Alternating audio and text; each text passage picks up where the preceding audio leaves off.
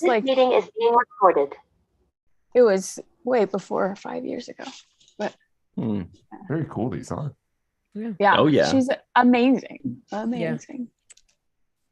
Hello, everybody. You are watching The Main Viewer. Everybody's like, what are they talking about? You'll never know. You will never know, but it happened 5 years ago. Okay, we have so much to talk about today, you guys. We're going to talk about all of the goodies from New York Comic Con. Just kidding, just the Star Trek stuff, probably. And we're going to talk about whatever Star Trek Fleet Week is. There's a lot of information on that. Muhammad is our Fleet Week commander or expert, something. What else is there to talk about? Well, anyway, there's a ton of news about Star Trek. We have John Orchiola here of Screen Rant, of course. Hello. He's got a rad disco shirt. Marina Kravchuk is here also, who was boots on the ground at New York Comic Con, along with Dr. Anne-Marie Siegel. They were very boots on the ground this weekend. Yes. It was so much fun. Melissa Longo is also here. She's like me. We just kind of watched from the safety of our own homes. Yeah, it's busy, but lots of fun stuff that came out of that weekend. Oh, yeah. Yep. Did you guys watch the panels virtually? Yes. So good. So good. I thought it was a great panel. I actually bought the panels so that I can keep watching them over and over for 30 days because it was so beautiful. But yeah. And Mohammed Noor is also here. Dr. Mohammed Noor, that is, of course. Hello. Always a pleasure to be on The Main Viewer. Thanks for having me. My name is Ryan. Everybody, doesn't get any better than this. This is how good it's going to be. Sorry. Oh, but check it out. I'm wearing a To Proudly Go shirt. Aww, everybody, that's this nice. is from our good friends over at To Proudly Go, aka To wearing their Boldly Go. wristband. Did we Yeah. introduce Anne-Marie? I can't remember. Yeah, I got lumped with Marina. That's nowhere else I'd rather be. But yeah. Check out To Proudly Go social media. It's a 501c3 that's about a little over a year old to partner with other charities. And we just raised a bunch of money for Pop Culture Hero Coalition and different ones. We have parties every Saturday in New York. So to Proudly Go on all social media. Oh, that's great. Awesome. Wonderful. Glenn Iverson in the live chat. Glenn Iverson, it's too early for this kind of sass already. He says his name is Ryan, everybody. Wow, cool last name. He warmed up because Larry Nemechek went for like 2.5 hours live today already. So this is a warmed up crowd. Yeah. Oh boy. They're already a couple drinks in. All right. Well, and Melissa's wearing a Be Kind shirt, speaking of which is from what? Pop Culture Hero Coalition. Chase's lovely charity that she's tirelessly works at every single day, every minute of every day. It's dedicated to the Pop Culture Hero Coalition because she's amazing and she's an inspiration. That's for sure. Mm-hmm. Yeah, if I may point out, that's also the Ken Mitchell edition of the Be Kind Yes. shirt, which is a very special. It is extra special. Yes. Doesn't get any better than that. That's for sure. Mm-hmm. Yeah. All right. What do you guys want to cover first? Let's just jump into New York Comic Con, right? Oh my God. Yeah. I mean, pretty much Muhammad and Melissa and I can just sit back and take a nap on a couch for the next hour, right? Watched it online, but that was about it. You know, watched it online. Because I bet there's a lot to cover and these guys are raring to go. Marina, what do you want to start with? Which panel or Star Trek thing excited you the most? Well, the main panel, that's what everybody wanted to go. Pretty much every attending Trekkie, unless they had some sort of a conflict that was unavoidable, was raring to go. And everybody did their best to try and get in, which was a bit of an issue because New York Comic Con has a very specific way of doing this. You can't just, you can show up. They have standby lines. Ideally, you would have to have a reservation for a panel. So I managed to get one like literally in the nick of time. I got my confirmation email and I saw a TrekCore post. Okay. And we no longer have any more spots available by the looks of it. So that was the number one thing. I mean, based on prior years' experiences when we had Star Trek Universe panels, it was promising to be something extraordinary with probably some sort of trailers, teasers, announcements. I mean, obviously something was going to drop, and drop it did. I mean, thank goodness that they offered a virtual way of attending, if you will. So, whether you had a digital package, which actually allows you a video on demand after the panel is done, Mhm. or you watched it live stream, you have to agree this was unbelievable experience. So Anne-Marie, Oh my God. I was just like, you have to okay, second. so like, I didn't get to, since I got my tickets like very last minute, I didn't get to get into the main room. So luckily I live like 10 minutes away from the convention. So I like ran home then to watch it on my computer. And it just like, I felt like it was therapeutic and emotional. And I was like crying the whole time. It was Yeah. so beautiful. I And afterwards I like cried for a couple hours because it was like, it was all so good, but seeing our TNG people together and it just like the whole room, you could just like overflowingly through your computer even feel that Yeah. energy. And Yeah, then I was going to say, I mean, like, it had to be pretty incredible watching it, but being in the room was like 10 times that, because the energy was amazing. And they have it, like they found the flow, because again, this is not the first time that they're doing a multi-part panel with different properties. So, it was very seamless that they did Discovery, which we actually didn't know that it was going to be Anthony Rapp and Wilson Cruz representing Discovery. And then of course, Sonequa zoomed in, but they have been advertising it. So it's like somebody had to be there. Put a word for Michelle Paradise there. Don't forget her. yeah, she was awesome. Yeah. Yes. And then of course Prodigy portion with Kate and Brett, and then followed up by, of course, the most extraordinary thing where we got to see the main 7 actors from TNG cast.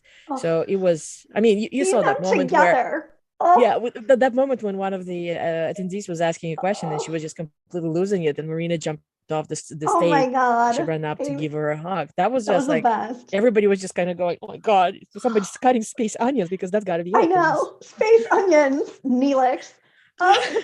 Space onions. It was only topped by then, like somebody asking the librarian asking about reading, and then LeVar Burton starting to sing Butterfly in the Sky, and then everybody in the room singing along. And I was just like, it's like these people who have raised us since we were very little, and it was so special and magical seeing them together. Oh my gosh.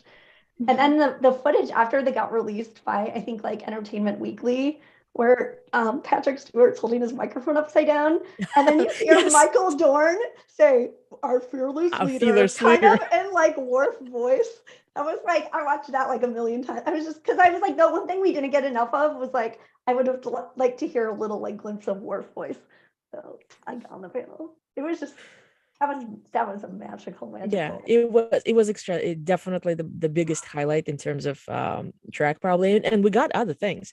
The one panel which I unfortunately did not get to go to, even though I wanted to. Now I have to say, I'm not much of a comic reader, but every once in a while something comes along and I'm like, I'm gonna stop by listening what IDW is releasing, maybe pick up something. I actually, just to show you, I actually did get the very first Lower Decks #1 that came out. It's the exclusive. Yeah. Nice. So that sort of thing. And unfortunately, the panel was right when they were starting the giveaway for that was crazy. The Murph-tastic Murphy Murph.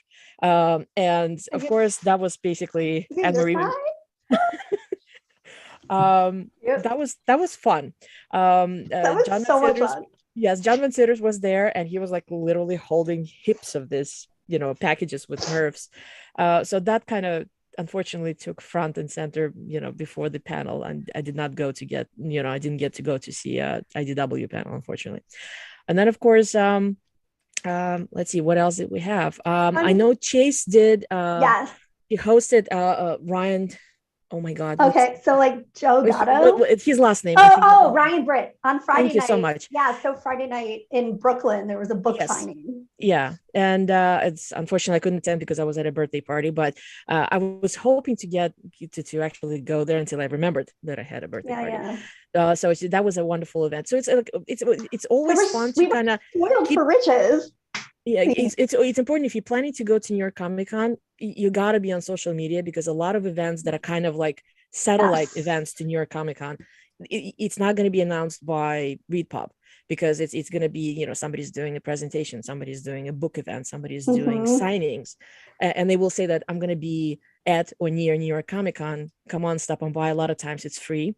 Sometimes it's ticketed for some nominal fee, but it's always fun. So it becomes this monster that takes over the city with a lot of things happening at over those 4 days. Which I heard that was amazing. And plus, I really want to read Ryan Britt's book that Phasers to Stun, I believe it's on. And the other thing was, like, for example, that's a great example with Chase. Like, she wasn't actually on the guest list is way different than STLV, which was something I didn't realize. Like, you can be there for PR panels and like other things, but you're not listed as a guest. That is correct. That is actually very common both for San Diego and for New York, because these are industry events. So you have a lot of panels, especially the ones happening in the equivalent of the main theater, main stage, that are there primarily to talk about a movie, a series, to present something. So you don't have any of the actors. So for example, we had how many track casts? So the 17G, Kate, Brett, Anthony, Wilson.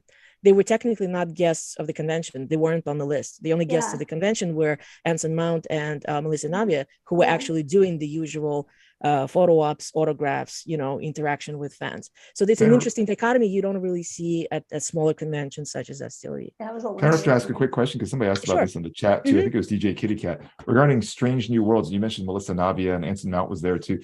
Was there a Strange New Worlds panel too? It's kind of like how San Diego only chose 3 shows to like have it their panel. Yeah, it's kind of similar this time. And so like this time Discovery went, because Strange New Worlds went last time, and kind of going by what will be so now I still included Strange New Worlds in the poll just because I know that, you know, there's still some things out there, but we did put a poll, everybody, which is what Star Trek were you most excited about from New York Comic Con?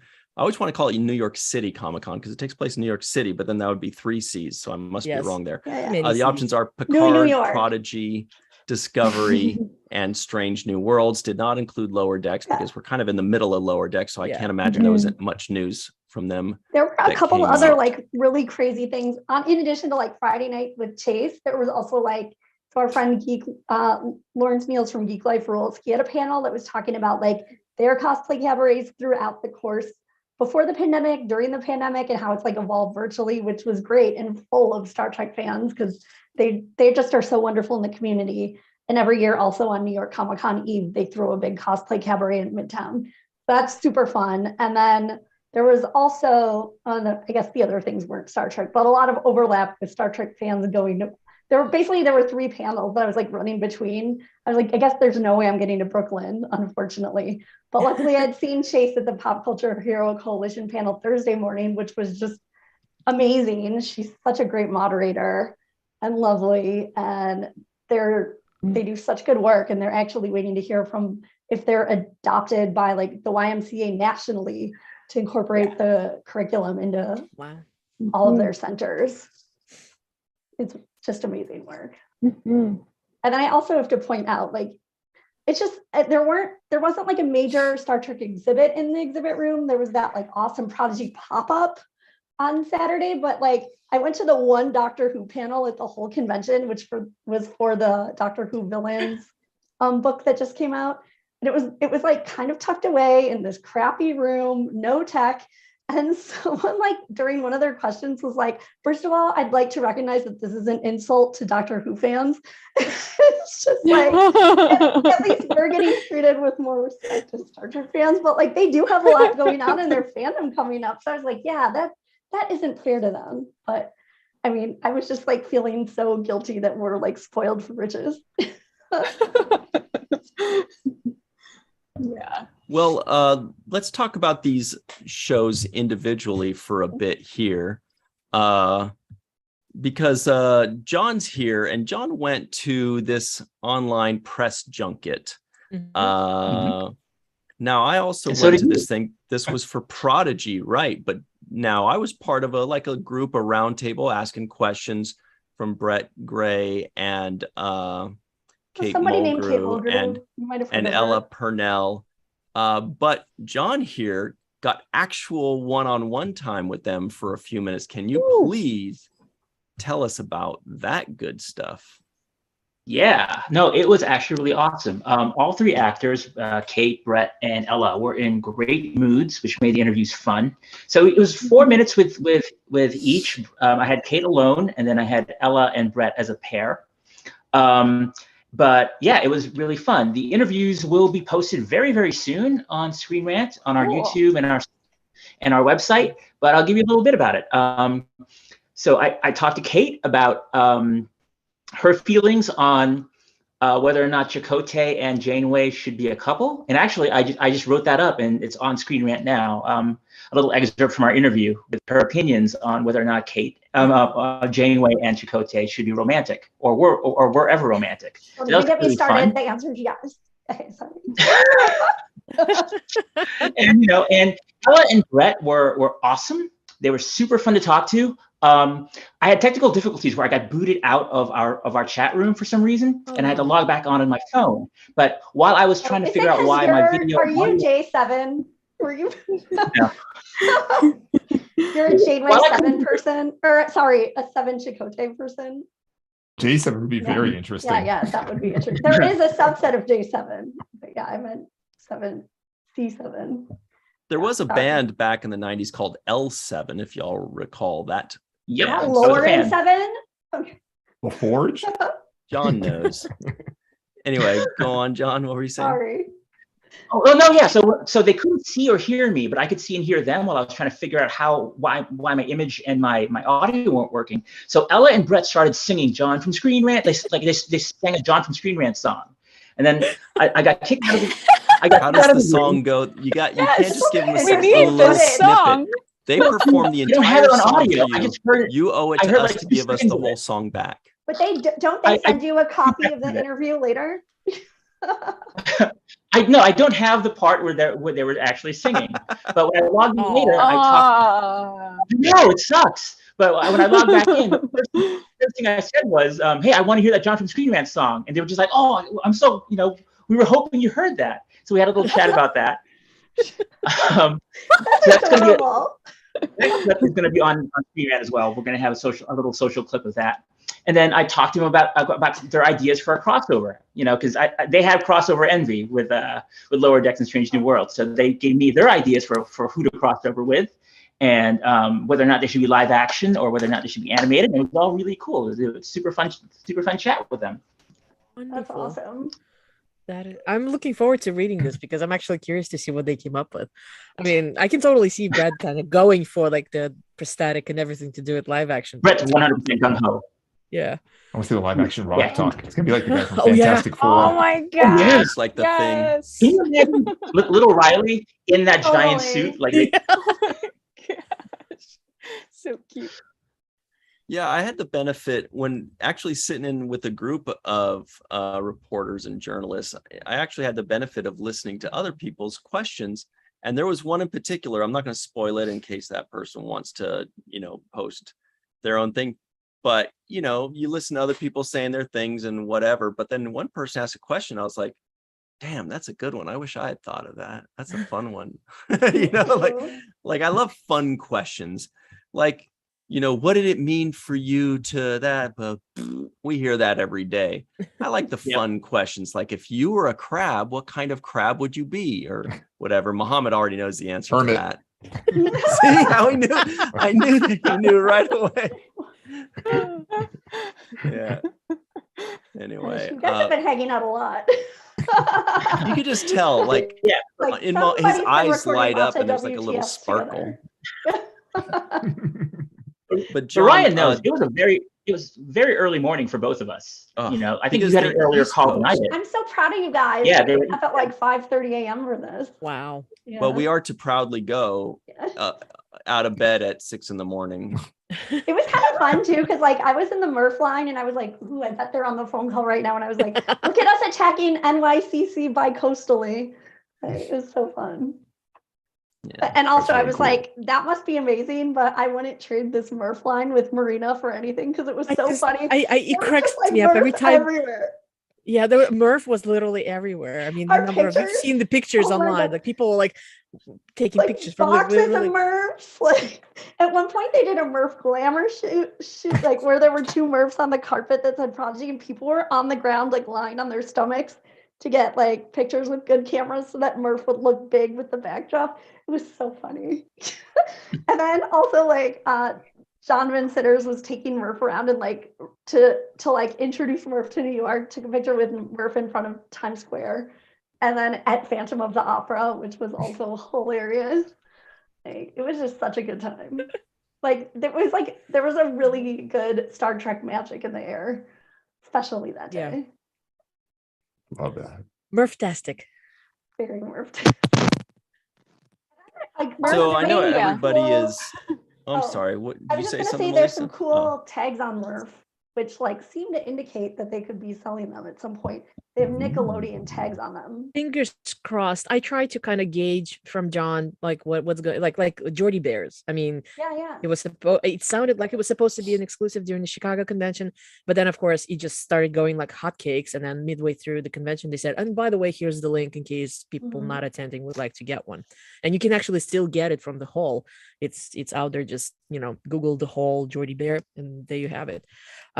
So it looks like, I mean, I'm sure you opened your packet, Anne-Marie. Oh So yeah, it you looks, can scan it's one a of complete them. toy. It's not a prototype. It's very well done. It's a nice plushie, not very big. I think some people kind of expected it's going to be the size of a teddy bear, but it's smallish.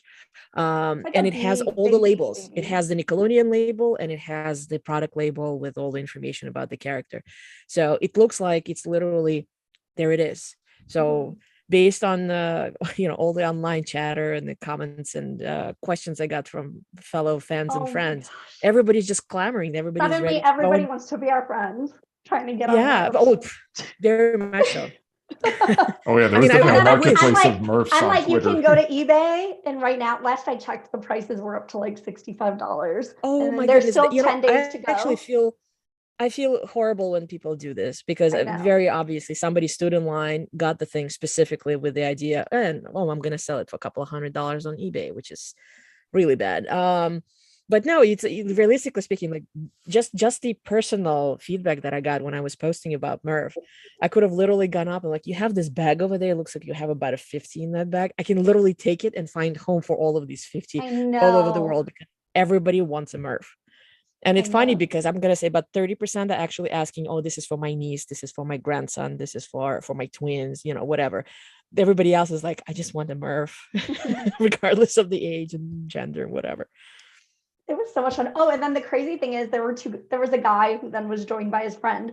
They in front of me. I was maybe like sixth in line, and he was waiting to get them for Shauna and Julie Benson.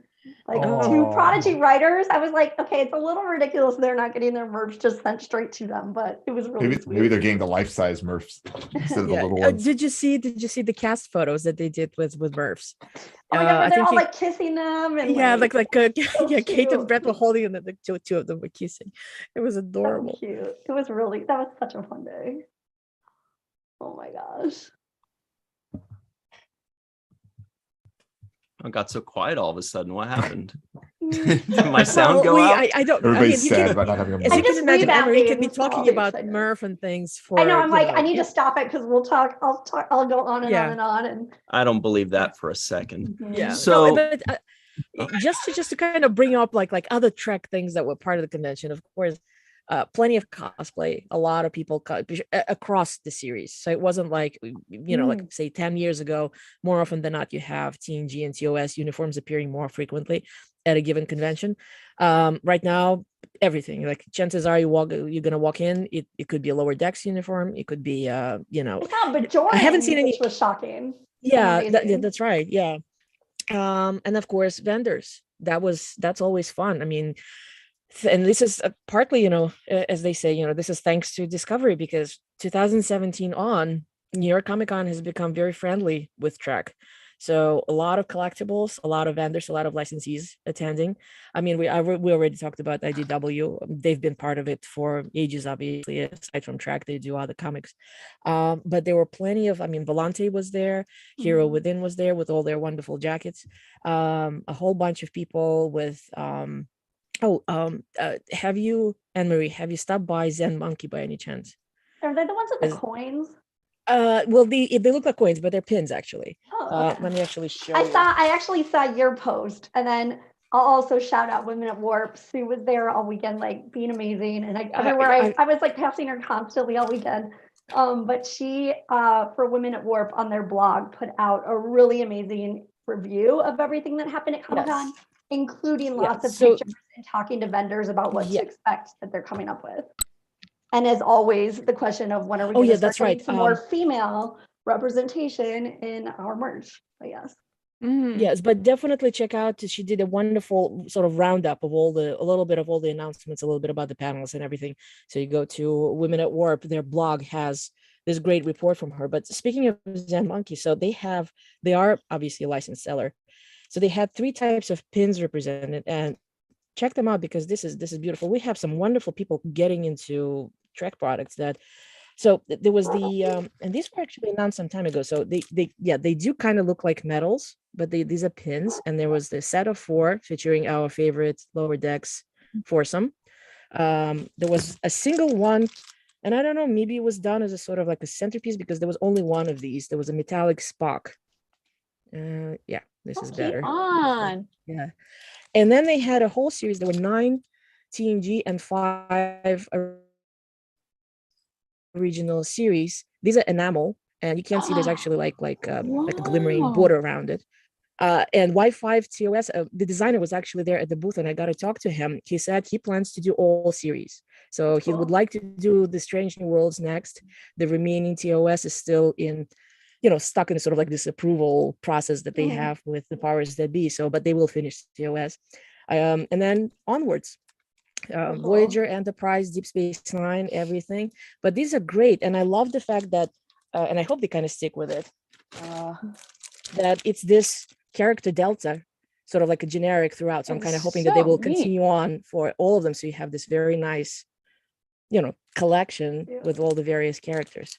So that was now that for was everybody that's just listening in, to describe what she's holding up. It's a pin that's in the shape of a Star Trek comm badge with the character's face in it. So it looks really cool. It looks like a comm badge with a character face in it. And she's holding up Data and Dr. McCoy. And Dr. McCoy's background, of course, is blue, and Data's background is gold. That's really stylish. Looks awesome. Who is it that makes that? You said? Yeah. And it's really nice. Monkey, is it? The company called Zen Monkey, and as a matter of fact, I am almost positive that they have everything that they had at the convention. They have available online. So Cool. search for Zen Monkey Studios. But yeah, it's a good catch on the color because it does. So here's Uhura, and it's red. So That's it all gorgeous. like the colors that they're wearing. That's the color for the pin. I wonder what they'll do for Strange New Worlds for the characters that are in both. Will they do like both a young Uhura and a TOS Uhura? Ooh. Yeah, that would be great.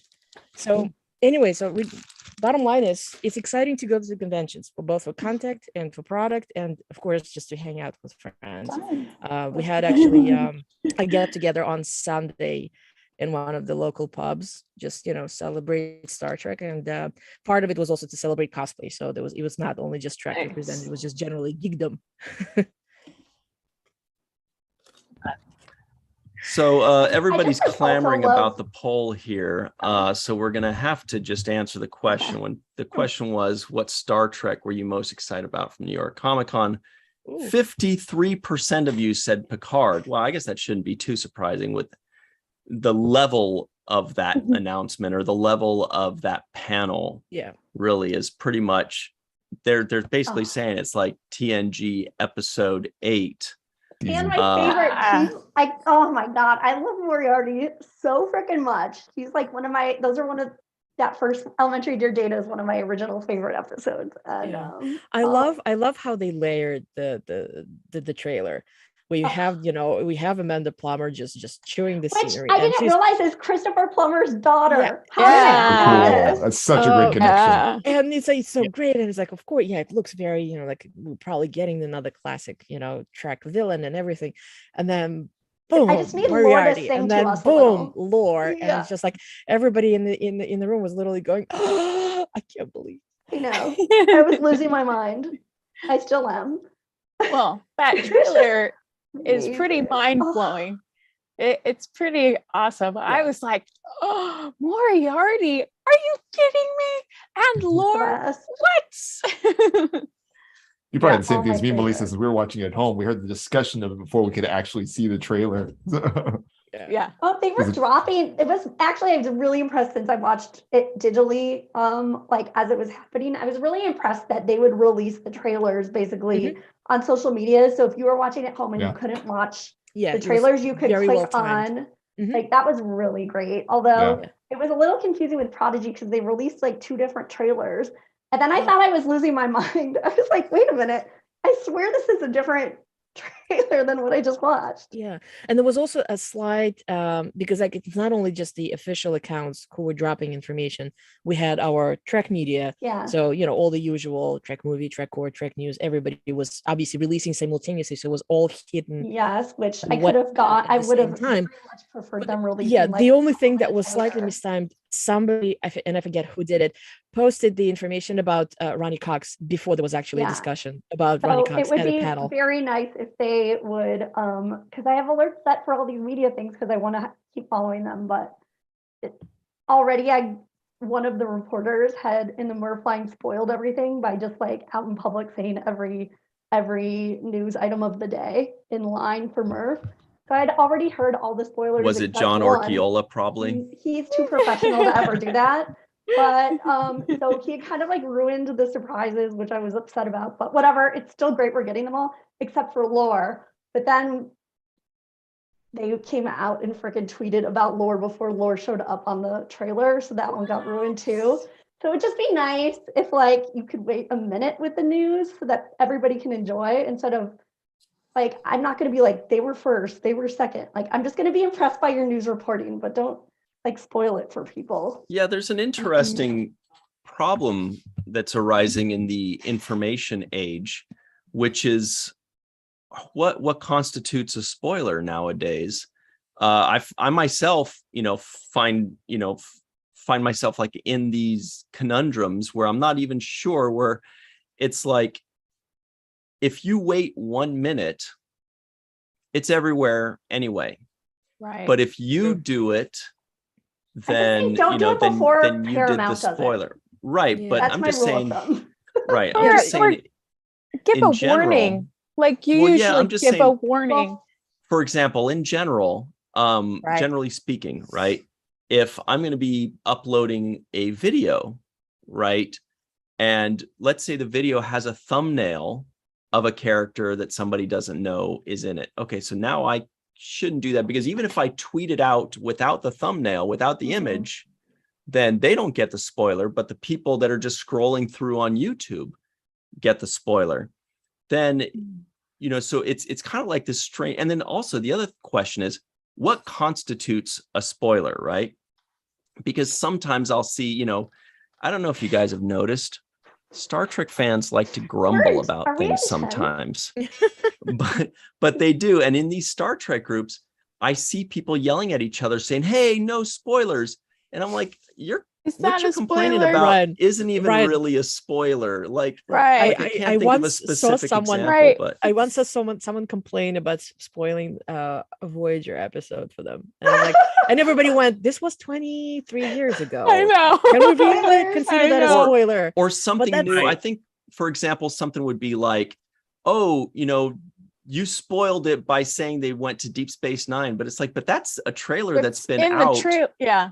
for a Yes. week, and even if Yeah. it wasn't, you're gonna, it doesn't change anything, or Yeah. Right. or No, but an when Easter the egg. stuff comes Sometimes, out before, that was the problem actually they had last year, a big one, because the trailer, the information was getting released Mhm. before the things were, and it wasn't exactly the same situation as this year when we had the live stream. The digital thing was not showing. I think there was some of the stuff was blacked out, so Like like the whatever you were Prodigy watching was thing, it was a yeah. limited part of the Q&A panel, but stuff would be appearing, like literally I was sitting there and somebody kicks me on this, like behind, like, did you see Chakotay is going to be back? I'm like, what are you talking about? Because they haven't actually started talking about Chakotay Yeah. in the Prodigy section last year during the Star Yeah, Trek yeah. Universe panel, but it was already posted online on in the one of the official accounts. So there was a mistime, unfortunately. Mhm. So kind of like I think- when that happens, that is a sort of like, come on, We we're in the said moment. I think one of the panel, things yeah. that really jumped out at me. Now I'm trying to remember what it was that made me start going, what's going on with the spoiler culture? Like I'm not sure where I sit on that fence. There was an episode, I think, of Lower Decks, for example, that had like, it was one of those episodes that had like 50 Easter eggs, right? Where when you, upon first viewing, you're going to catch 10 of them or 20 of them, you know, but then there are other ones like a tiny little thing in the corner or whatever. And somebody, I think, maybe posted a screenshot of this tiny little Easter egg in the corner. And somebody was like, hey, spoiler. And I'm thinking, but I don't think you would have seen that. I don't, and even if you did, it doesn't spoil the story. Exactly. Like, it doesn't spoil any reveal. It doesn't spoil the plot twist. I don't know. I don't think that's a spoiler. I think that's just, well, that's the internet, guys. Yeah, I don't know. and something like what Anne-Marie was saying about lore before the trailer had been released, that is a spoiler because they've been that just sounds teasing unprofessional. they've been teasing the villain for a long time for season 3, and I know. I was so mad about the Moriarty one, and I then, go, and I then am the so deep- thrilled that Daniel Davis is back. My God, me he's too. incredible. So when I heard it, I was like, Marina was still inside. She hadn't come outside to get in the Murph-line yet, and I was like, just thank God, Marina. Thank the wonderful aliens that Marina is still inside, because I would hate for another person to have this spoiled. No, it's, Guys, well, you know what? I would have been before we get alright. into that, we got to let Melissa finish her thought here, guys. Sorry about that. Sorry. Go ahead and finish your thought, and then we could talk all about Moriarty. I was just gonna say, and then the same with Deep Space Nine is that the Deep Space Nine part isn't the spoiler because we already know about that. It's the people who were going to be on Deep Space Nine is the spoiler. So yeah, that's all that I was going to add. And then I know I said we'll get to Moriarty then, but oh no, now John's gone. John, where did you go? I wanted to ask you a specific question as basically the only person here that's actually had probably some kind of training in journalism or something like that. Can you tell us if there are certain rules or unwritten rules or things that are discussed, you know, amongst, you know, the profession about what constitutes a spoiler, what doesn't, what you can post about? It's in their contract with getting the stuff. Well, you know, we struggle with this all the time. I mean, for things like that are embargoed, we have to stick with what's embargoed. For instance, the Prodigy junket that we did, there was no embargo for that. So as long as the interviews had no spoilers in them for the actual episodes or anything in the episodes, we can post them. Which is why when I did my interviews, I kept it very light, and I didn't want to go into details because they can't say anything anyway. They can't spoil. Yeah. Uh-oh. Oops. Did we lose? Uh-oh. See what you guys did? You chased off John. He's Damn like, this is my technology. moment to shine, and now my computer ran out of battery or Hopefully something. It's the Romulans. Whenever something happens, just blame the Romulans. Garrick's Or Garrick. interference. Yeah. Jinx.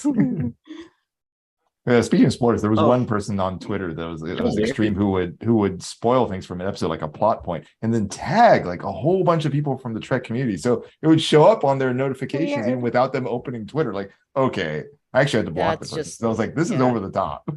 Yeah. Oh, So we lost you, John. What were you saying? Yeah, Am I you're back. We got you. It was weird. Yeah.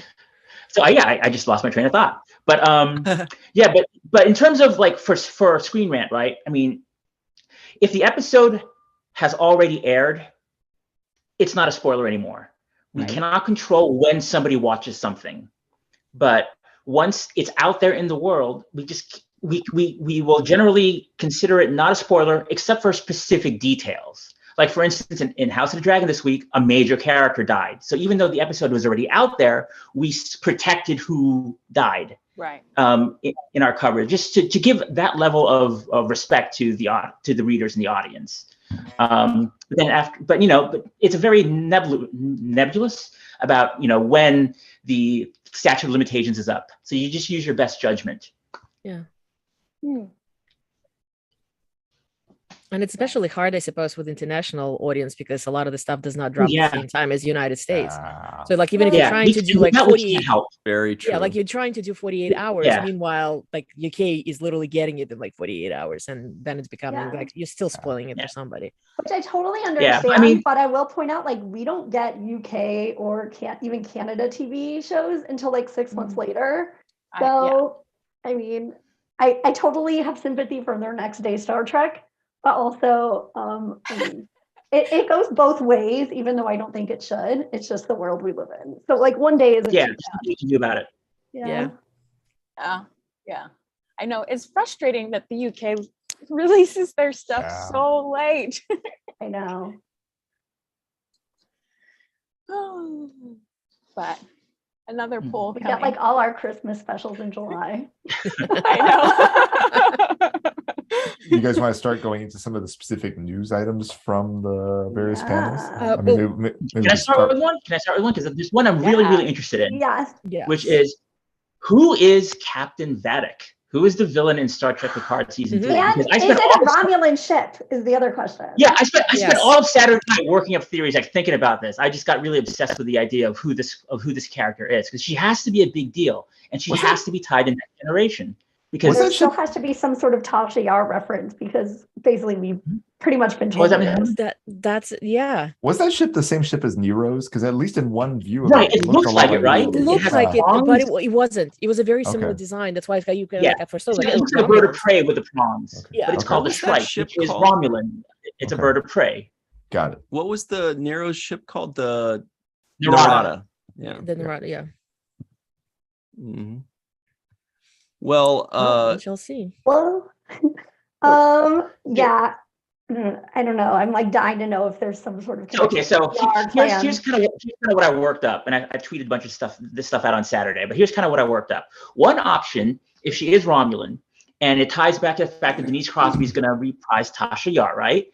What if she is the second daughter of alternate reality Tasha Yar from yesterday's Enterprise? Like there was Sela, right?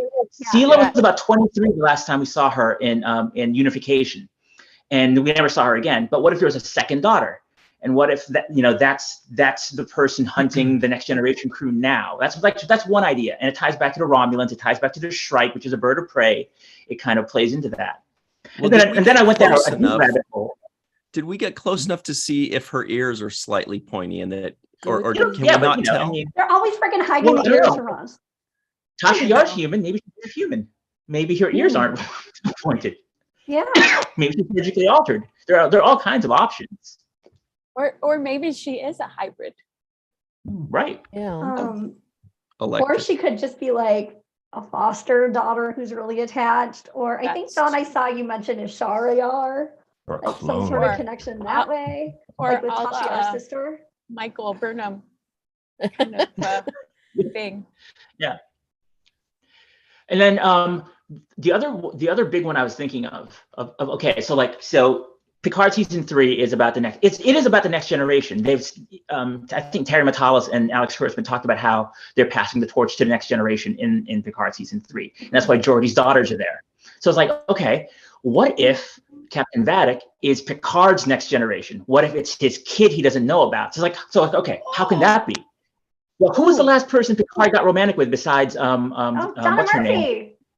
No. Donna Murphy, Angie, right? Didn't he say he was going to spend like his entire shore leave with her after Insurrection? 70 days or something with her. Yeah, right. So what if she got pregnant? And then what if Picard, as every Starfleet officer does, gets on a ship, goes off, never comes back? Because that's what they all do. They classic Star Trek captain. And then what if something happens with Cisco? She has regular ears, so it's love them and leave them. But what about? Well done, Marina. She looks nice. Good sleuth work. Compelling though. She's just. So I kind of like why she doesn't like her skin pulled a little bit. So when I saw like your the Baku that tie-in, I was like, oh, John, interesting. So what if something happened in a briar patch and it's gone and she survived it, but because there's no fountain of youth regenerative energy, she starts to age like the Sona did. And that's why she looks like that, even though she's like 40 or something. You know, just the possibility. Like it has to tie back to TNG. It has to be somebody love it all. fairly important. Yeah, it might be the Baku though. That's can't an even freaking interesting wait. thought, and that's actually Yeah. Muhammad's favorite food is a Baku cheeseburger. Never mind, that I was doesn't. waiting for baklava. I don't know where you're double, going there. a double Baku Now I want cheeseburger. baklava. You know, I think the baklava. My mom makes the best baklava. Anyway. baklava. Yeah. I'm coming over. So what do we think? Like who could Captain Vadic be? I'm dying to know. I But mean, it also, I don't want to know sounds because that means Romulan. we're already in season 3 and then it's too close. I don't The want the thing game is to that end. we don't have enough information. It's like, and I'm Yeah. sure that they will Right. start like they've done consistently over the last 5 years, little by little. Something's that somebody's gonna like Jorg on Twitter will finally like, Oh, look yes. at this screenshot, and it will just give somebody an Oh. idea, and somebody will guess probably. Or I maybe have him not. on first alerts because I'm like, he's doing good work and his screenshots are just amazing. And after Saturday, it's like a Yeah. whole new level. So let's see. So it's premiering in February, right? February So we 16th, still my have- dad's birthday. Yeah, let's see what they're gonna do like in 2 months, because we're bound to get another teaser trailer or something, and there will be probably a little bit more information. So maybe we'll get close, or maybe not at all until we actually see That's the what I thing. was gonna say with Discovery. I know, for example, like with the burn, people were guessing all sorts Yeah. of crazy stuff. Nobody Yeah, guessed what it nobody actually got was. close. Yeah, Nobody guessed. exactly. Mhm. I still don't really know. Well, one thing that nobody guessed. One thing that nobody guessed was this little nugget, and that is Oh, I yeah. know. Captain Well, Jellico Here's popping up and something saying though. what's up to Yeah. everybody. Here's something That's though. pretty awesome. I didn't have to guess because I knew. I knew because he told me Exactly. at a convention back in I remember April. you saying that, yeah. Yes, and I was a little bit taken aback because this is obviously not something that you would just. I'm like, well, surely there's an NDA. Sure, you know. I was like getting worried he was I going would- senile because we hadn't seen him in Lower Decks. And then when they Yeah. announced this, I was like, phew. Or maybe he had thought he was working on Star Trek, but it was Star Wars. But I'm like very happy Listen, to find he out was this he was like- very specific, and what's more, Yeah. he was a lot of fun to actually chat because he saw I was asking him to sign my Star Trek encyclopedia, and so he was like, "Oh, Star Trek." He's like, "Guess what? Captain Jellico's back." Yeah. But you know what? It's one of those things where I'm like, you know what? It's probably he doesn't really do that many appearances. Nobody really expects him to do any kind of like public announcements, which he didn't do. Yeah. that's So good. I guess that's the reason why nobody really heard about it until we actually saw the trailer, which was very exciting. I was actually thinking, I'm like, well, it kind of fits with like Lower Decks when you have another. I totally thought he was hard-ass going to be admiral or like taking captain. over That's what I Cerritos. expected. Yeah. Well, Captain I Freeman kept was guessing he away. might show up in Lower Decks. Like when they took away Captain Freeman at the end of the second season, my first thought was they're going to replace her with some captain that everybody hates. That would fit They And mentioned like a that would Jellico. make comedy. sense. Yes. And then I thought, yeah. oh, like someone like Like Jellico Jellico. would be. Yeah. Mhm. And then there was no Jellico was Jellico. There name was no dropped in nothing. the Lower Decks premiere. Yeah.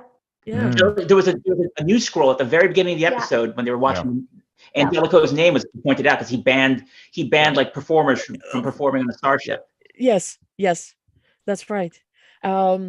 But at the same time, when they were talking about having a foil for Admiral Janeway, it made a whole lot of sense that you would have to have someone that she would butt heads with. And it's an unusual choice. Like I would never have guessed if somebody said, well, she's going to have this character to be against, if you will. I would have never guessed, but so it's a great choice. We'll see what's going to happen. Although we've seen how Captain Jellico was, I'm sure Admiral is going to be probably Yeah. Oh, A hero. He turned up that to was- 11. Yeah, that was my question. I wonder if he's changed or if his gruffness has turned up to an 11. I like hope you're- he hasn't I changed bet he from was the taking best credit captain for we've ever Cisco's seen. work during the Dominion War, and that's how he got. Yeah. And No, I like can Cisco totally. wasn't around because he went to join the Prophet. So Jellico's like, "Oh, I'll just take credit for all that work that he did." Like, he's the worst. I smell a poll coming on. Ooh. Everybody knows Captain Jellico was It's awful at his basically job. the smartest, most reasonable captain in Starfleet history that we You know know- about. You know something? Jellico was a good captain. His style and the way he was did not, because it was not his crew, it was not his Yeah. staff, it was Yeah, not he ended his up ship. being right kind of at the end of his Yeah. episodes. But wasn't he Yeah. the one who like was also an expert in Cardassia? Yeah, Cardassians, but then he didn't seem to really know how to handle them. Yeah, my impression was he bungled that negotiation. Yeah, that's true. Oh, But you know something, he Oh. got Troy back into a uniform. Well, not rather than back, just in uniform. And I Oh think yeah, so Admiral Jellico banned all booby uniforms across Starfleet. Like no more jumpsuits. Yeah, I don't know how I feel about that. so in terms of Well, news, though. Oh, sorry. I don't know how I feel about the way Yeah, he it's did okay. it. It was kind of like disrespectful to her. But yes, she does look but great in just generally uniform. speaking, it's exciting because I mean they already Yes. indicated that William Campbell's back as a Kona. Now Mhm. we know that Ronnie Cox is back as and then of course they mentioned it during the panel that they're planning to take up as much as they can. There'll be Klingons, there'll be Romulans, there'll be other legacy characters coming into Prodigy that all gonna Borg. yeah, you saw that, right? Amazing. Oh my gosh. So lots of exciting things. I have to say I probably was more excited about hearing what they're going to say about Prodigy going in, but of course I mean and then they Same. kept the trailer for Picard to the last, and that just kind of exploded everybody's brains. Mhm. All right, guys. For So me, it really was just seeing the TNG cast and how much love there is for the fans going both ways. Yeah, Of all the news, it wasn't even the news that really like moved me and that I'll remember about it forever. It was like It's- that energy. Oh my gosh, it's just beautiful to watch. yeah. Were you gonna say something? So Ryan? we did close out our poll, which was a very important one. It was on spoilers. How dare you? What are your thoughts on spoilers online? Well, 0% of you said, I don't go online much anyway. Yeah. So I guess On that this would make online sense. I show. don't know why we included that, but 17% of you said, spoilers don't bother me. 21% of you said, I want people to STFU always. And 60% of you said, people get way too uptight about it. They honestly, to be fair, they don't bother me at all. I just worry about them for other people because I just kind of take it on me. Like it's my fault if I didn't watch like at 3 a.m. when it started. I should be a better fan. But I like don't like. Yeah, or other some people having it work spoiled. and they can't watch something till But the like, weekend. I do have a problem with hearing it like illegally from people who are like trying to brag about their inside information. That I Right. don't Well, like that's actually like a contractual issue. Yes. That's beyond spoiler. That's like contractual issues for sure. Now, our next poll is, what are your thoughts on Jellico? And the possible answers are the best ever. Pretty good, Okay, actually. well, that's gonna be you. He was okay. And I have negative feelings. I can't vote on these, Amory. It's such a ripoff because I want to like influence, but I can't. I can just ask the Every question. time I hear Jellico, You want to push your Jellico, I think of agenda. Jellico cats. I know, I do too. So can we jump back to the I guess the Picard one too for a second? So we talked about some of the things that are in there, like the villains. We talked about I guess the ships didn't come up too. So we see the Enterprise F. Is that what it is? Yeah, Enterprise F. It's That's right. designed by Odyssey Thomas class. Marone. So Yes. it's for Star Trek Online, and now going into this episode. So kudos to him for that. But what were some of the other reveals for that? And also the Romulan ship, we mentioned that. That Worf is a pacifist now. Oh yeah, with a very sharp blade. Mhm. So I love Riker's line of "We're all going to die now." yeah. Well, people are like, maybe the other side of the blade is dull, so that it's like only half as crazy as a normal Klingon weapon, and that's his version of. I don't know. It's still a theories out weapon if there are it's crazy. not sharp. Exactly. Yeah. Well, another big thing was, and that's something that LeVar Burton pointed out, that Geordi finally has a normal relationship, if you will, but basically he's married. He has two daughters who followed in his footsteps. I understand they both probably are Oh my in gosh. Starfleet, and one of the daughters is of course played by Mika. So that's an exciting thing. She's been a fantastic host of various Trek events over the past couple of years, and now she's actually part of the family. I mean, she's kind of been part of the family. She basically grew up on the set of Exactly. And like her parents' wedding was attended by like the TNG cast. So I'm like, she's totally family anyway. But it was really cute when they cut away to her and then her mom was sitting next to her. Like, I love Stephanie. They were just so cool in the audience. She posted a great video of herself editing her Twitter profile, adding in her role, adding the name of the character. Yes. That was great. So cool. And then I also didn't realize that the two daughters' names actually are from All Good Things, which is an amazing touch. Yeah, but I still want to know then who's the mom. Please tell me it's not Leah Brown. Like, It probably is. it probably is. But we'll You know, see. Leah Brahms is probably like, please don't tell me it's me. Probably. He's like, no, I don't think so. I think I made that She clear. just found out. Were there other news Uh, items from Picard? Well, there was Moriarty that we didn't really get to cover. We Yes. kind of Yeah. touched on it and And then more. swerved. Well, I'm So- just already heartbroken. Where's Regina? Like, that was a really great love story of TNG. Maybe and- she's there. We don't know. Maybe she's there. Remember, Yeah, we don't know. non-inclusion doesn't mean exclusion. That's another thing. Right. I feel like I'm in a Right. nitpicky mood today. That's another thing that Star Trek fans cry about way too damn much. And you can quote me on that. Whenever somebody tweets out or compliments somebody, they go, what about?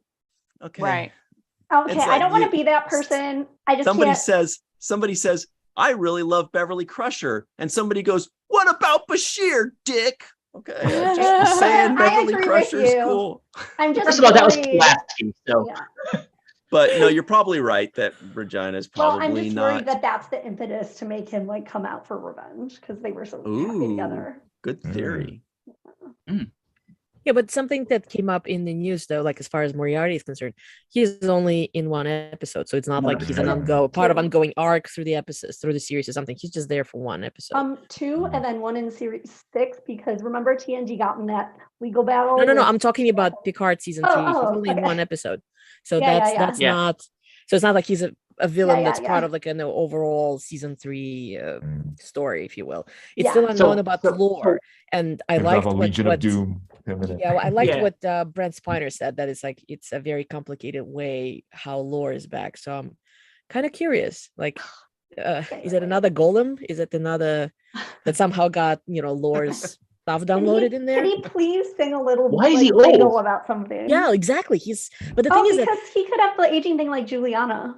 yes, I was mom. gonna say. I mean, both Data and Lore were designed to age. So I'm sure they'll explain it. Were they? I Is did that get a part of little it? sneak. I don't remember I that did being get a little mentioned. sneak peek where they said it was like this other little teaser thing that they didn't post publicly yet, where Picard says, or no, it was Geordi who says, "But Lore, how you doing?" And he was like, "Normal." And he says, "Oh, you've aged, Geordi." And he goes, and then he matches Geordi.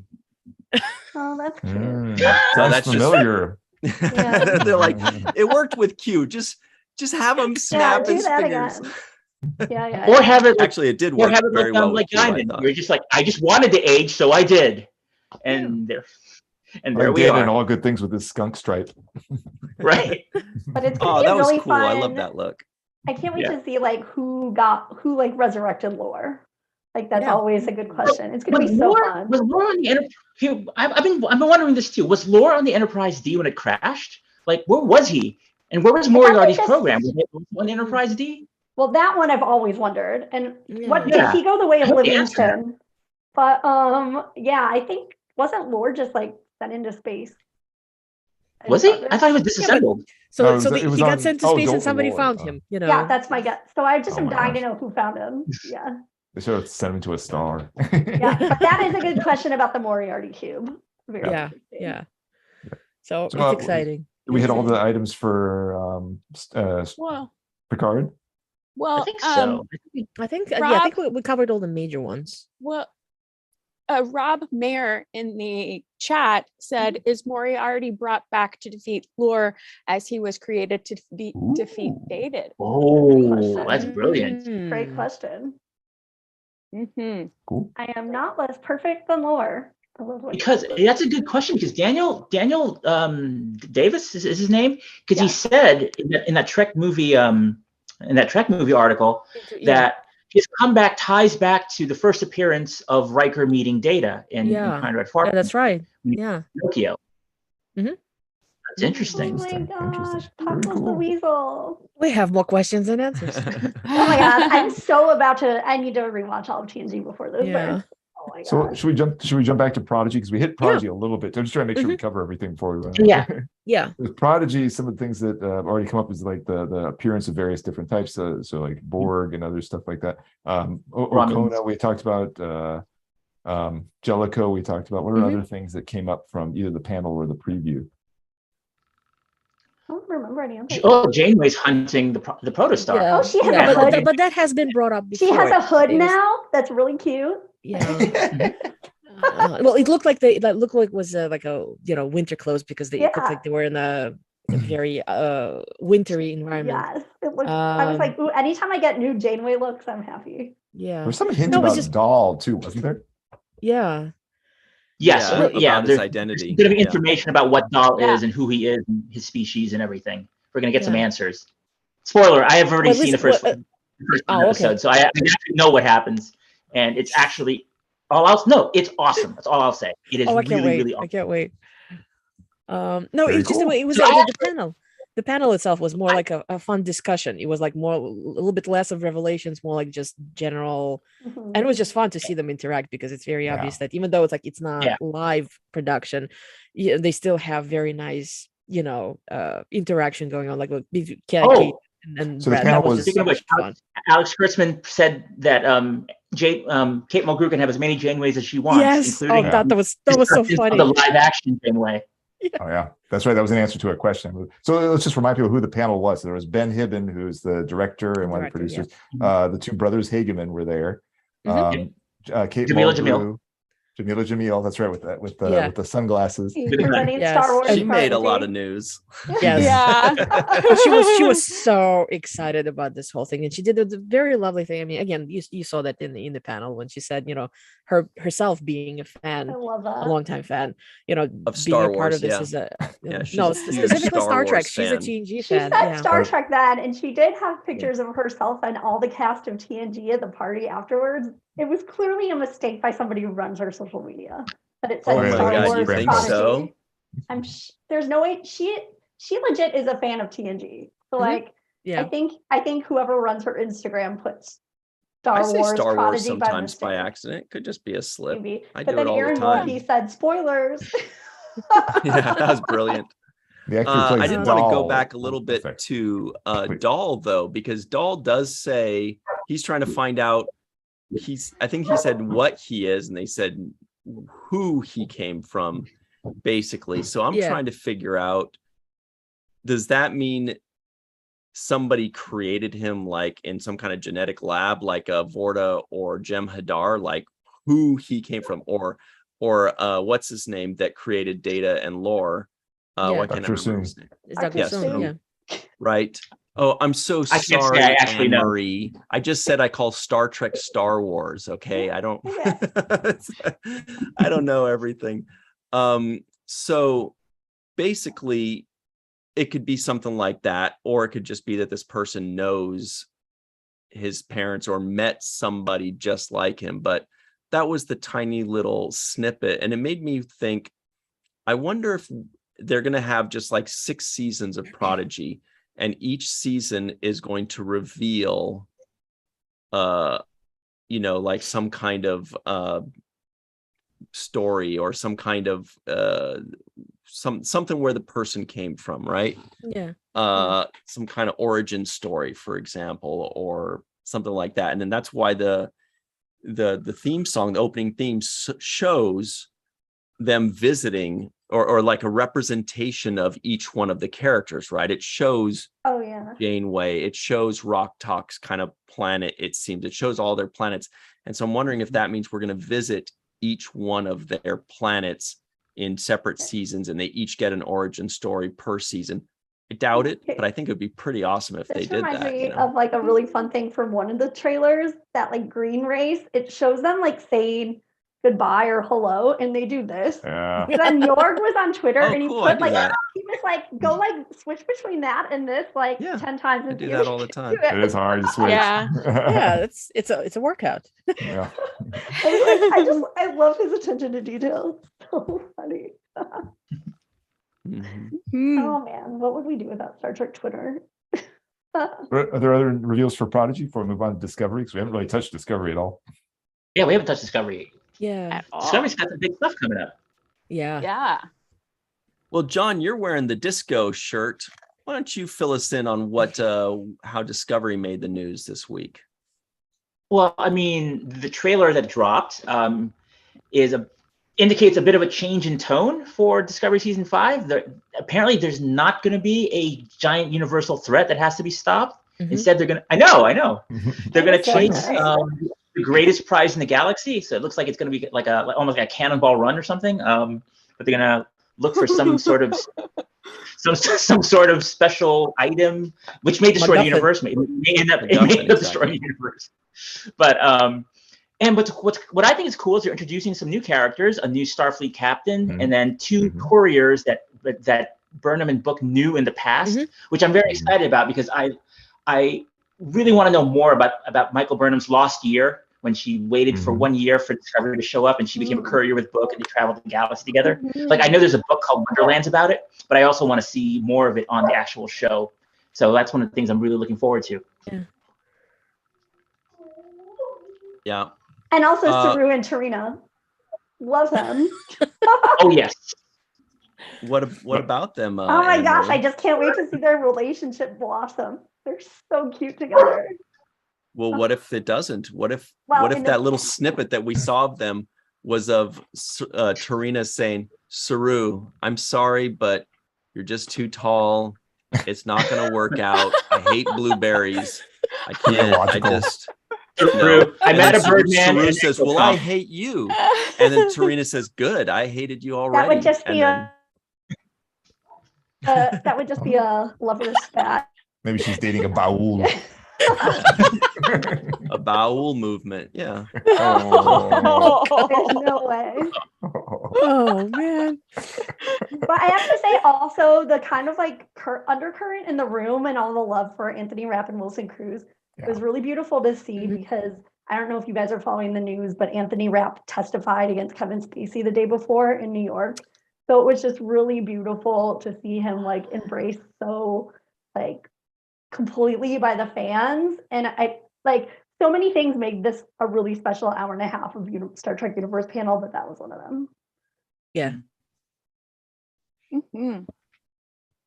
Yeah. Now also, everybody's dying to know about the Jellico Pole real quick. We'll finish up on Discovery in a moment. Please. So I think the question was, what are your thoughts on Jellico? I feel like I maybe mistyped the question or people misunderstood the question because only 5% of you said the best ever. Shocking. So I'm trying to figure out how I could have worded that differently because obviously that's not an accurate response. So sorry, that's voting for you. Yeah, it's these Russian bots they don't understand what they're supposed to say. And 23% of you said he was okay. 30% of you said I have negative feelings about him. Yeah, exactly. And 41% of you said pretty good, actually. Yeah, but you have to agree. If you have to have a choice for an admiral for who, sort of like not necessarily an outright badmiral as we've had in TNG before or any other series, but he's a pretty good choice. You kind of like already automatically kind of have a feeling. I have to say I'm really happy they didn't do Nechayev because I love her. But like, I don't think I would really want to see 2 women high up in the workplace having to like fighting. I'd much rather see it this way. I just don't until like, I don't know. I don't think that's a great message. So I love this. You'd rather it be a dude being a dick. I just until you're showing like women getting along in the workplace, I wouldn't want the first real like captain, admiral, woman on woman to be adversarial. I would submit that Discovery is showing a shitload of women getting along with each other. But maybe I'm missing it. I mean, all Star Trek, but like, I don't know. This is our like Kate Mulgrew is a 7 years of being a captain, and it's a different, But she's an admiral, and then a vice admiral, yeah. Yeah, she's a vice admiral, and then Jellico is just a full admiral, I guess. Yeah. No, I feel it's going to be an interesting dynamic because, I can totally see him just going, the admiral version of get it done and her pushing back because she'll figure out what's going on with the kids. But yeah, I really like that part where, I mean, you can hear it. Like she has very different voice for the admiral versus the Janeway hologram. When the Janeway hologram is like, so the real version of you of me is hunting you. Good luck with that. I just thought it was hilarious. Funny. Oh my god, I love that line. She has some really great one-liners in that preview. Yeah. Well, And that's when Kate said, she's like, yeah, I want to do as many can I have more Janeways, Alex? And Alex is like, as many as you want. We have other. Okay. Oh, sorry. You're probably gonna do the same thing, Ryan. Go ahead. Probably not. I was going No. to say, how many Janeways do you want? One more There's live no action. limit. Ideally, no, for Marina, this is a very Marina specific question. Ideally speaking, when would you be happy with the number? I'll take all of them. I can't, as many as possible. That means more pictures to get signed. There's no limit. The No more the limit. merrier. Janeway Unlimited. All right. Anyway, so Mohammed, was that what you were going to ask? I don't know. No, that wasn't it. I was going to ask if there's any other Discovery news because we have other news outside of Mhm. New York Comic Con that we want Yeah. to make sure to hit before we wrap up tonight. Yeah. Well, did we finish up on Discovery? We kind of peppered it in. There are some amazing visuals in that trailer. Like, did you We catch had- the one Oh, where yeah. Michael which is Burnham just ri- riding the top of Discovery while That's it's what I in was warp. waiting for. That's Yeah, that was incredible. the one. that amazing? I didn't even realize what was happening until I watched the Me second neither. time. I was like, wait. Well, until like somebody on the panel stage actually pointed was out Rod that's what we Roddenberry. had just saw. I was like, That was wrong. "Yeah, That's right. yeah. Yeah. No, I heard that. I was like, no, that can't be. So I had Yeah, to I watch know. it for the second time to actually catch the moment. And it's like, yeah, she's writing. Stuff. Which again, one it's not does. unprecedented. Ryan and I were talking about this before. You remember in Enterprise, there was a thing where Trip had to go from the one ship over to the Enterprise while they were at warp. Mhm. Oh, Yeah, wow. What Mohammed episode and I is that? kind of talked about it, and we kind of had to talk each other through it a little bit. Like at first, we're like, "Wait a second, this is not," and then we're like, "Well, unless this and unless that." Oh, all right, let's see how it goes. Okay, Yeah. let's see. Yeah, we convinced ourselves it's okay. Yeah, we kind of Mohammed and I had our own safe space of being Oh, okay, skeptical, good. but then warming up to okay, it 'Cause the way you probably described works. the We'll see how it Enterprise goes. episode just now, I was like, that's kind of like a jump the shark moment potentially. But yeah, I mean, yeah, I can't wait to see Discovery season 5. It looks really great, and we already knew Tilly was coming back because they had already shown her like in Margaritaville, on the lot like during Star Trek yeah. Day. But it's Right. great to see her back on screen. I Yeah. love her so much. Well, and I love that the trailer has a hopeful tone to it, Mhm. which Yeah. a lot that accompanies the adventure.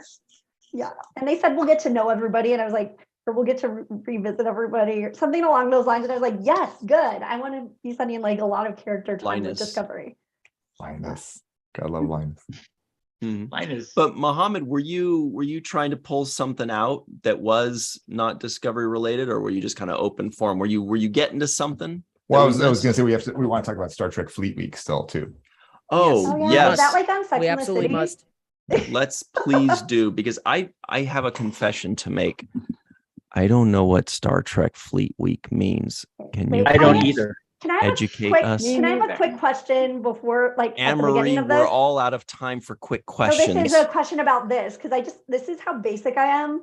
Is the fleet the same as Star Trek Online, or are So they there's a mobile game called Star Trek Fleet Command. That is not the same as Star Trek Yeah. Online. okay? And then is this for Star Trek Online or is this for the Fleet Command? This is Star Trek Online, I believe. It's just Okay. called Fleet Week, but I believe it's Star Trek Yeah, so Online, it's- not it's- for Fleet Command. Yeah, I think they just picked it as a name, and it's combined. I'm literally looking at Thomas's post right now. It's a Yeah, combined that's effort of Star Trek Online, Star Trek Adventures, and the Streampunks. Sorry, so Yeah. it's I'm sure you can find it both on Star Trek Online's media, most likely. I mean, Yeah, Thomas I obviously have is it all. posting and I've been tweeting about it. following it. It looks Yeah, and great. it's- I just wasn't sure what fleet. Mhm. The And Star it's Trek basically- Fleet Yeah, it's not Yeah. Fleet Command. That's separate. Yeah. Yeah, it's I an play en- that game though. Actually, I like it. It's an entire week of events that purely virtual, so you can access it wherever you are in the world. You don't have to be present Yeah. for it. And I do want Mohammed to bring it up because there's some amazing content going on, and it's not just strictly Starship related. There's also some science involved. Yeah. So, So just to highlight all the content, so I'll skip the stuff that's already happened, but they have something still. They had yesterday and today. Tomorrow on Wednesday, they have a 10 Forward Fleet Week event Thursday, they have a live thing. It's Peace X Peace. I actually don't know what that is. I apologize. And then they have also something Friday. But the big climax is on Saturday. They have this Admiralty Day. So one of the things, and this is, thank you, Marina, for that plug there. There's a panel at noon Pacific time or 3 p.m. Eastern time called The Science of Starships. And Amy Imhoff is moderating that, and we'll have Dr. Aaron McDonald, Rick Sternbach, and myself answering questions about a variety of things. I was waiting And for you to small say spoiler. yourself. I was Yeah. like, you better be on this. Small spoiler, we will talk at least briefly about Threshold. At least that's the plan. Unless something Oh, changes, boy. that's a small spoiler. Yeah. There too. But there's a lot of other things too that at 1:00 p.m. Pacific, 4 Eastern, there's Form and Function, The Art of Starships. At 2 p.m. Pacific, The Starships of Star Trek Adventures. 3 p.m. Tales from the Steampunk Frontier. So there's gonna be a lot of great content. And Our it goes all the way favorite through. starship, Bonnie Gordon, the protostar, isn't she on? Bonnie one of Gordon the is on one of these. Let me Saturday? see which one. Yes, she yes, is it's on. Tales from Streampunks. She's Ah, actually yeah, a that's part that of one. it. Yep. Yeah. Good call. Elisa Yeah. Pearl, who we also know is Yeah. also on that one from. There's going to Warp be as well. a wonderful one, and this one I'm just going to be stuck online for most of the day because it's such great content. Totally. There's one that's where John Fraser from Star Trek Unlimited is going to be on. Thomas is going to be on. Ben Robinson, formerly of We Eagle love Moss, him. and Kavita, who's an amazing artist. You know, those who've been to Yes. Star Trek Las Vegas, you know, you've seen she does this Like absolutely gorgeous pieces. retrospective or something. Mhm. Yeah, Retrospective Studios, yes. So make sure to check it out. I mean, science and art and starships and Star Trek, and it's a whole day of, it's like a tiny little mini convention, basically. Yeah. Plus, we don't see that much of Rick Sternbach, I feel like. Yeah. That's No, wonderful. it's exciting. He's gonna And be in it. he's amazing. I mean, all the designs that he's done, starting from He's my God, royalty. he started out with one of the TRS movies, so he goes back. And we mentioned Thomas Awesome. Marone earlier too. And remember, he's the one who designed that the most recent Enterprise that's coming up in Picard. He's going to be in Yeah. several of the panels himself too. Yeah. So kudos to him. I believe he Awesome. described it that the art, the art design of the ship is by somebody else, and one of the original models was done by somebody else. He was just part of the team, but then the actual built model for the season 3, that's all Thomas and Good clarification. Rockstar. So it's Our exciting. good buddy One Trek fan just showed up. Hey, One Yeah. Trek fan, welcome. Oh my gosh, she posted You these made it. awesome pictures of her and Phil Shatner, my future husband. I guess there was like a virtual event. They were like cute selfies. It was on like split screen. Look, I'm not going to be that I got a little guy, jealous. Anne Marie, but when you say when you say 90-year-old William Shatner is your future husband, I feel like you need to hurry up. I got a text from one of my friends who's a Like, neurosurgeon. You gotta Actually, start taking those He was like, steps. you should come with me to the neurosurgery conference this week. Phil Shatner's the what do you call it? Like the guest of honor speaker. I was like, Nice. ooh, that's my You He's actually still doing have a to lot wait of- like, oh, sorry. No, go ahead. I would say you still have to wait like 15 years before the 1/2+7 thing works for you with him. Oh, gentleman's rule? Yeah. You know, I was gonna say William Shatner is doing a lot of appearances because I keep track of like the stuff that pops up in sort of like events that fans can attend to, and right now in person. And if you check like Ticketmaster, he's doing this, sort of like a Q&A In attached to a Jersey this showing of week or Wrath of something? Khan. And there's Mhm. probably about 6 or 7 of them, and then like some meet and greets and everything. And I'm like, I don't know if that's part of his book tour, maybe, or sort of like a useful PR because his book just came out. So, but yeah, I'm amazed that he's still that energetic in terms of actually doing physical stuff out there, not only Yes, convention. like what really blew my mind was hearing about this neurosurgery conference, because I was like, we only know about the ones that are like for the public. So he clearly is doing all these private ones in addition. Like, it's amazing. I don't know how he does it. Yep. That's awesome. Speaking of how he does it, I guess, Mohammed, are there any final thoughts on Fleet Week before we move into trivia time? Nope. I think we're Trivia good. Town. I've got trivia ready. Yeah, trivia. John, do you think that you and I have a better understanding of Fleet Week now? Marginally. Yeah. Well, the Just big thing mark is just to know yourself it's in out front of the there, computer and you can and look just up all watch the it. information on it. Yeah, The fact it's that like you know a it's day out of there, you can just search convention. for it. Look at especially Thomas Hashtag Marone's, Star Trek Fleet Week. Yeah, or just like Thomas Marone's socials too. I mean, he's been posting a lot Yeah. about it. Marone with 2 R's. And that's really cool that you're doing that, Muhammad, that you're a part of that on Saturday. Mhm. It's great Honored. stuff. Awesome. All right.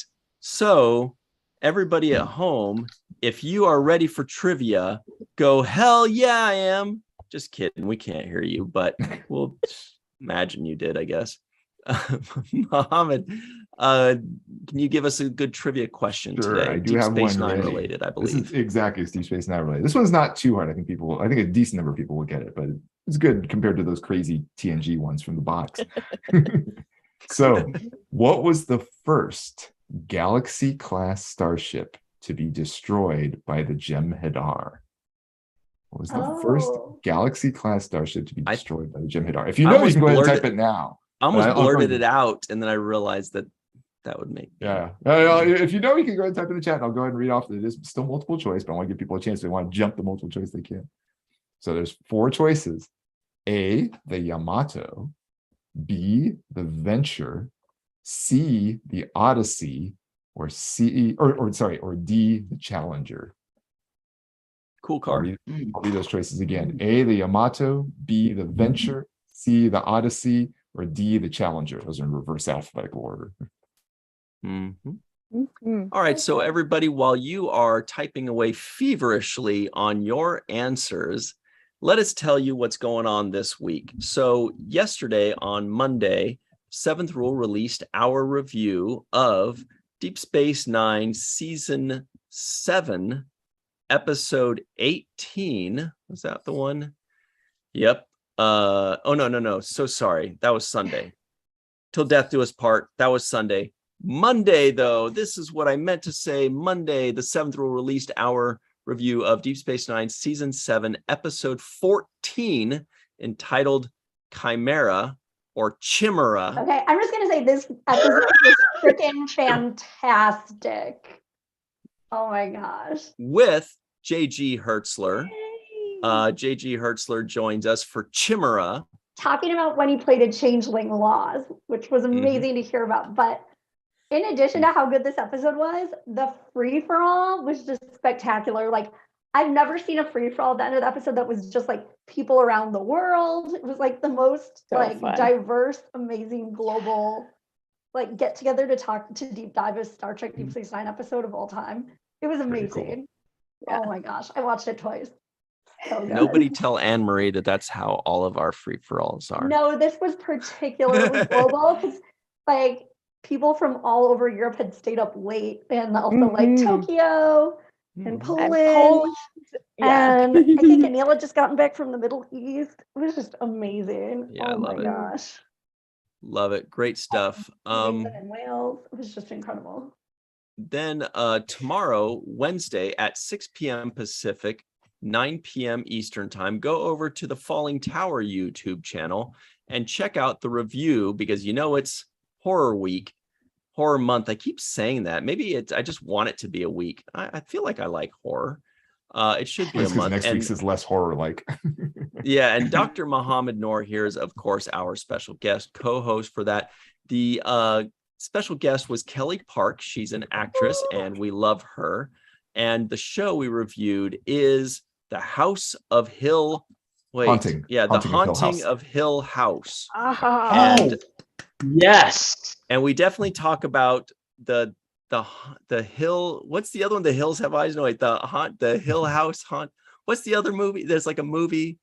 Haunting. The House on Haunted Hill. That's what it is.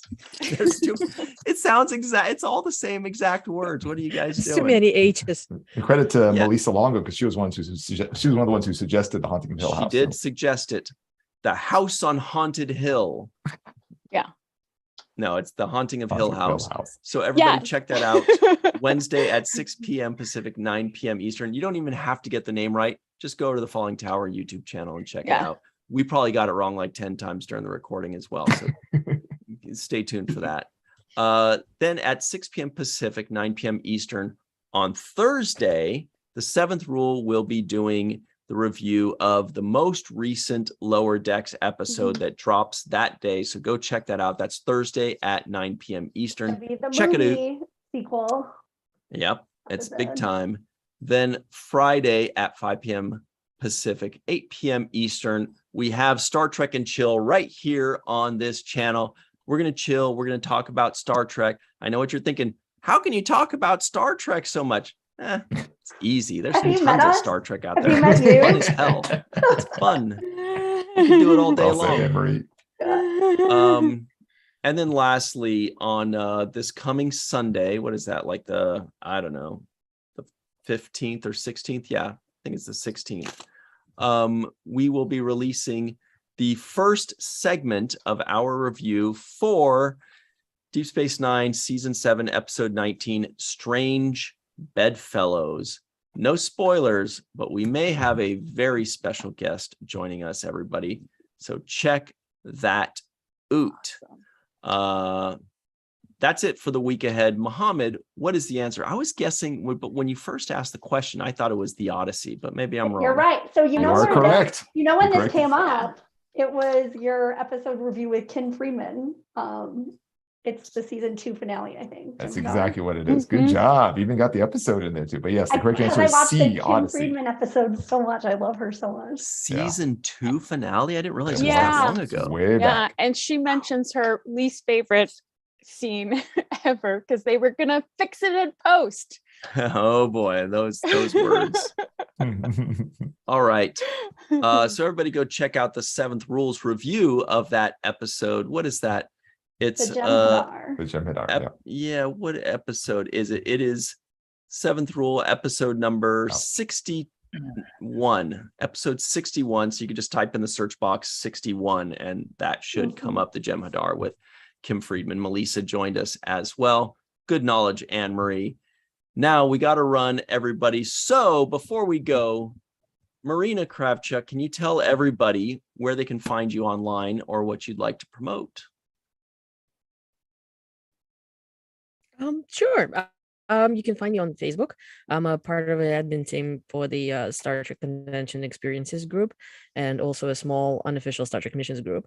And I co-host Shore Leave with my friend Jesse Okendo, which you can also find on Facebook. I'm also on Twitter at Dracorex, and on Instagram with the same handle, but I'm rarely there. So the easiest way to reach out is probably, publicly, is probably via Twitter.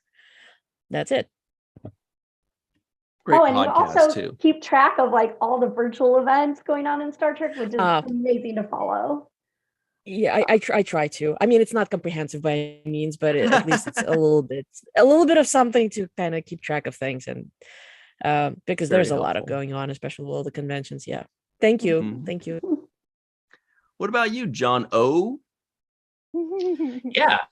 You can find my stuff at screenrant.com, where there's going to be plenty of Star Trek and then a lot more Star Trek to come. And also, I'm on Twitter and Instagram at Back of the Head. That's right. Back of the head, everybody. What about you, Anne-Marie? I'm on Twitter at Anne-Marie Siegel1, and I put it in the live chat.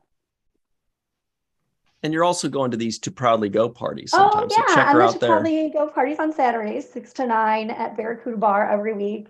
And also, I know we didn't have time to mention like every single detail of hilarious things happening on Twitter and informative things about like New York Comic-Con news. So every time I see anything that I'm amused by or anything's interesting, I just basically my account is mostly retweets of that. So check out my Twitter retweets. I know. I feel like we barely scratched the surface. There was so much that happened. There's so much remember out the last there. time I was so tired. It's just like there was so much, and it's just New York Comic-Con is a lot. It's very massive. difficult to imagine unless you're literally standing in the middle of that crowd. I'm very curious to see the numbers, because it's definitely more than last year, and last year was very much under capacity compared to a typical event. And tons of people, including myself, like the first time ever going. It seemed like they got a lot of New York amateur fans coming. They had some extra tickets compared to, because didn't you say before the Amateur pandemic? fans? Well, that's okay too, everybody. Well, amateur convention goers, I mean, not like not a bunch of marinas. Like very few of us can get to that level, but I think I saw you say somewhere, Marina, that before the pandemic, they actually were up to 250,000. Yeah, the numbers for 2019. I'm actually curious to pull it up, because there is a reported number. I think that was the absolute maximum that they hit.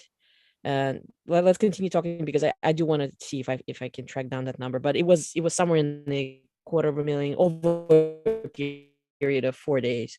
Wow.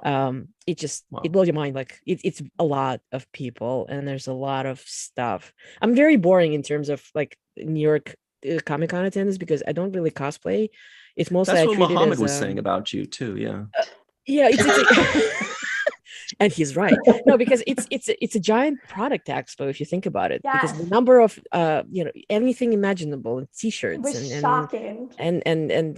all the collectibles and the comics and the toys and the games, and you just it will take you a whole day just to barely go through, I don't know, maybe half of it. And the That's stuff why you don't know what you have, like you feel like an Yeah. alien because you're like, I have absolutely like no idea what's going on with like 99% of what's going on and here. sometimes you know that something should be there, but you can't find it, and it becomes sort of like, well, I know it's somewhere in this giant building, and you keep circling around looking for it. And then, of course, if you like, you can score autographs and photo ops and maybe get Oh my some gosh, your panels, but it's photo not op with exactly. Brendan Fraser. Oh, he's adorable. That's so Those cute. people who like heard that Brandon Fraser is one of the sweetest people out there, it's very true. And I hope I can catch him at another convention again because he was a pleasure to meet. All right, let's see. All right. While you're checking, I'll also give say that Lawrence and a bunch of people, the buzz was, in addition to that really special TNG moments, the other real big highlight was Back to the Future, which has a Star Trek tie-in because of Christopher Lloyd. But oh my gosh, I watched it. And because of Leah Thompson. Yeah, but that's right. Yes, you're right. But it was and just the two on the She's stage. very excited about it because she happens to be a Trek fan herself. So she was very excited that she got not only direct, but also had that cameo in season 2. That was so cool. And the last time I saw her at the convention, she's like, yeah, guess what? I took Picard back in time. I know, that was the best. She was a consultant about time travel, basically. Yeah. Well, speaking of time traveling, Melissa Longo, where can people find you online? Travel to social media at Melissa Longo, MALISSA, not an E. And you can also find my stuff at the Introverted Republic, the new home of walking art made by Melissa. .com. Yeah. Dr. Muhammad Noor, what's up with you? I'm on Instagram, Twitter, and Facebook at Mofnor, M like Michael, A, F like Frank, N like November, OOR, or on YouTube as Biotrekkie, BIOTREKKIE. Thanks. God, you're so good at that. I've had a little bit of practice. Everybody, you can find me on Twitter at RyanTG Husk. Or Virtual Trek Con, Falling Tower, and the Seventh Rule at your favorite social media, especially YouTube. All right, great content. That's our fun. Thank you all for joining us. Thanks, David. Oh wait, Marina, Donnie, Just Rosie, Rob, huh? Oh yeah, what's the number? What do we got? Yeah, so October 3rd through 6th, 2019, the reported number for New York Comic Con was 260,000 people. And then of course we skipped 2020. And October 7th through 10th, 2021, last year, it was at 150. That's why it kind of felt like, oh my goodness, there's barely anybody here, 150,000. So, for this year, it still says to be determined. So we shall see how big a number they hit. But it's got to be over 100,000 because it was just packed. Wow. Yeah, and Saturday was pulled out. And lastly, see ya, Chuck, David, Glenn, Rob, JR, One Trek Fan, Chris, and all of you guys hanging out, Just Rosie. Thanks for playing with us, John. Thanks for playing with us, Marina. It was a great time. It feels like there's so much more to cover, but oh well. We'll see y'all next time. There's a lot that happened, everybody. If you don't know about it, just go check online. It's probably out there with tons of spoilers. I do like, though, that everybody was like, people cry way too much about spoilers in the poll. That made me giggle. 64%. So, yes. Good 30 some were like not so happy. Right. Well, no, because then there was also like also 15 or 20% right. that said spoilers don't bother me. That's right. You're right. Anyway, but everybody, don't be that spoiler guy. Just because we're laughing at them doesn't mean we're condoning you. So, anyway, Yeah. thanks very much. We'll see you next time. And if you want to talk all about spoilers, do it on your own time. But if you want to talk about Star Trek, put it on the main viewer. Yep.